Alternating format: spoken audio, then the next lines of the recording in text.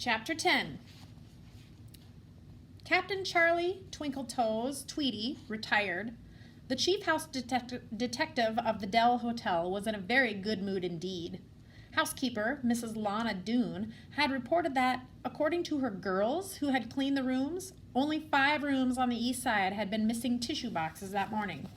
She gave him a list of the numbers. It was a pretty safe bet, therefore, though admittedly not 100% watertight certainty, that one of the guests from one of these 5 rooms had used the box of tissues to wedge open the fire escape door.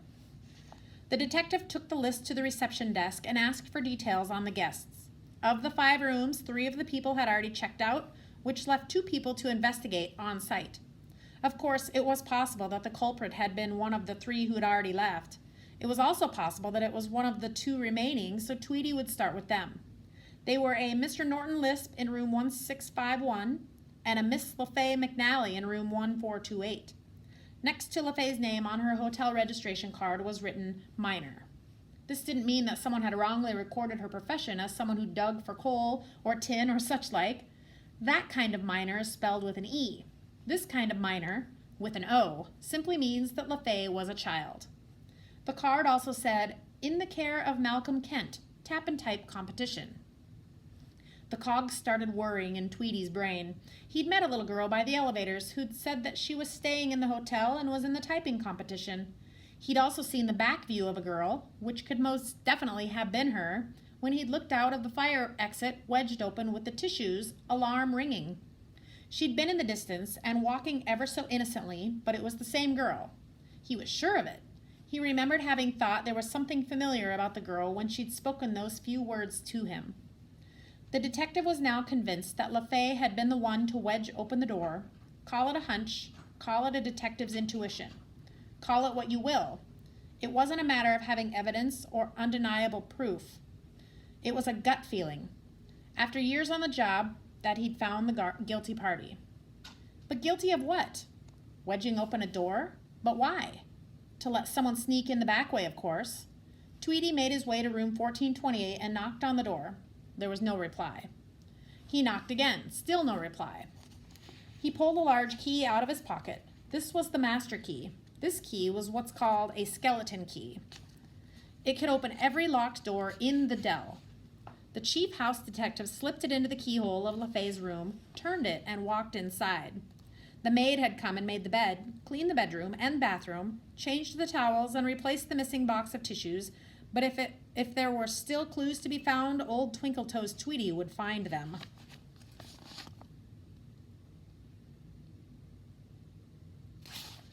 Some 10 minutes later, the only strange thing he discovered was some strands of animal hair on the curtains at waist height. They were thick like a dog's. Had the girl smuggled a huge pet into her room? Was that what all this had been about? But where was it now? Tweedy picked up the phone and dialed 1. "Room service," said a cheery voice. Tweedy explained who he was and asked what, if anything, had been ordered for the room since LaFay McNally had checked in. He was told about the chicken sandwich and the hot chocolate and the large piece of fish with extra chips, all in the same day when Tweedy knew jolly well that the competition included a finger buffet and supper. Back downstairs some 15 minutes later, he talked with the waiters and waitresses who'd served dinner in the sizzle grill and soon learnt that LaFay had taken a doggy bag of leftovers up to her room after the meal. There was no way she could have eaten all that food herself. A hungry dog, however, would have wolfed it down. Tweedy was now sure that he'd almost solved the case, but for a few important details. LaFay hadn't had the pet with her when he'd seen her back view in the street. She'd obviously planned to wedge open the fire escape and then come back with the dog, except that the alarm had gone off and the exit had been closed. How, then, had she finally managed to get the beast up to her room? That was the real puzzle. The hairs on the curtains and the amount of food ordered and eaten proved that she must have hidden and fed the creature, but where was it now? These were the 2 questions that Twinkle Toes wanted the answers to more than anything else, but they could be easily answered. Now that he knew who the culprit was and what she was up to, he could simply confront her and get her to tell him. Admittedly, smuggling a pet into one of the Dell's bedrooms wasn't the worst crime that had been committed in the hotel. It wasn't as if the girl was letting a whole bunch of people stay in her room without paying or stealing anything. It was just that Charlie Twinkle Toes Tweedy didn't like anything to be going on in his hotel that shouldn't be going on, and now he was ready to confront the culprit. With the national championship of the tap and type competition at an end, the doors of the Empress Conference Suite burst open, and the national champion, a certain LaFay McNally, was whisked into the foyer on a sea of shoulders. As the double swinging doors swung open and the people poured out, the chief house detective's eyes widened at the sight of them.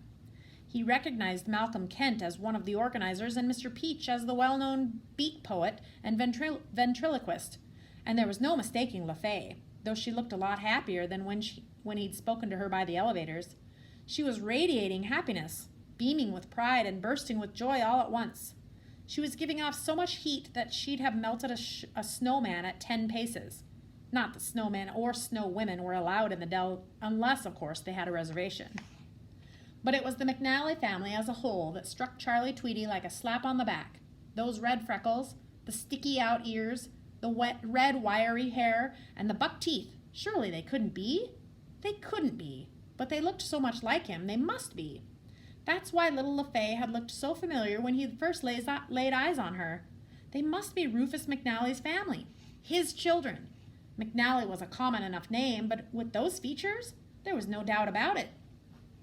The chief house detective gasped, and for the first time in all his years at the Dell, he forgot his duty.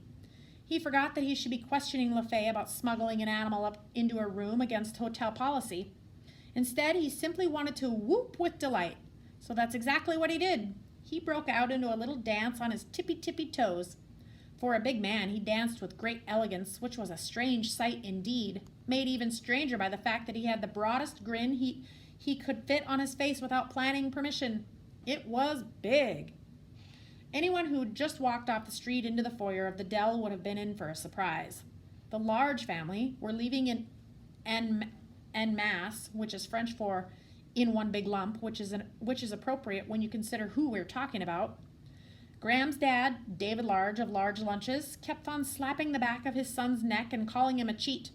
Various other relatives were shuffling out, shamefaced, with their eyes to the ground, whilst Mrs. Large was bossing around some poor man carrying all their boys' luggage. LaFay, meanwhile, was still being carried shoulder-high around the foyer in a lap of honor, watched enthusiastically by everyone from Malcolm and Mr. Peach to the Maltings and the Snoots. And then there was Twinkle Toes Tweedy doing his dance of pure, unadulterated happiness. If this were a movie, I might end it here, with the camera pulling away from the action, up and out the doors and away past the outside of the Dell.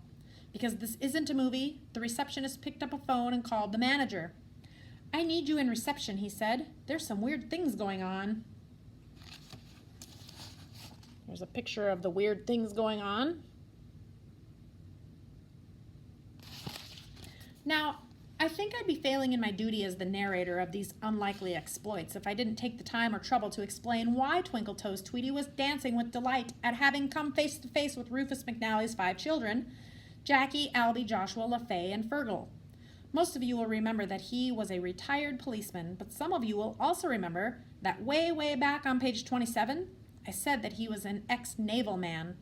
To put it another way, he'd once been in the Navy. I also mentioned on page 6 that the McNally's dad, back in the days before he was bitter, sick, and twisted, had on 3 occasions done heroic deeds to save others trapped as their vessels went down. As a young sailor, long before he'd even joined the police department and become a detective, able seaman Charlie Tweedy had been one of those people Captain Rufus McNally had saved. Tweedy had been trapped in the galley of a ship torpedoed by the enemy with a capital E. A ship's galley is its kitchen, and a huge stove had blocked Tweedy's only possible exit as the galley began to fill with water. Tweedy had known then that he was going to die. He was young and fighting to protect the freedom of his country, but he hadn't expected it to end like this, in a kitchen filling up with pounding seawater.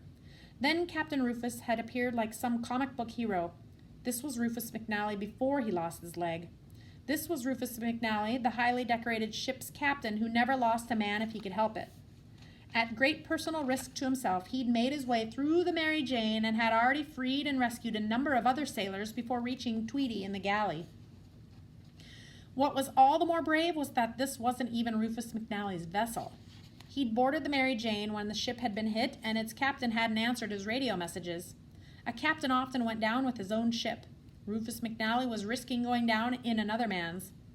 Well, the very fact that Twinkle Toes Tweety was dancing in the foyer of the Dell Hotel all these years later shows that the McNally's dad had somehow rescued Abel Seaman Tweety from the galley. He'd used every last ounce of his considerable strength and a crowbar to move that stove and get him out just in time. There had never been time for proper thank yous. Neither man had been badly injured, and both had been back on active duty in a matter of days. But Tweety had never forgotten the strange-looking Captain McNally, and with his wiry and unmanageable hair, freckles, and buck teeth. When the war was done, he had gone out of his way to track down McNally to thank him personally.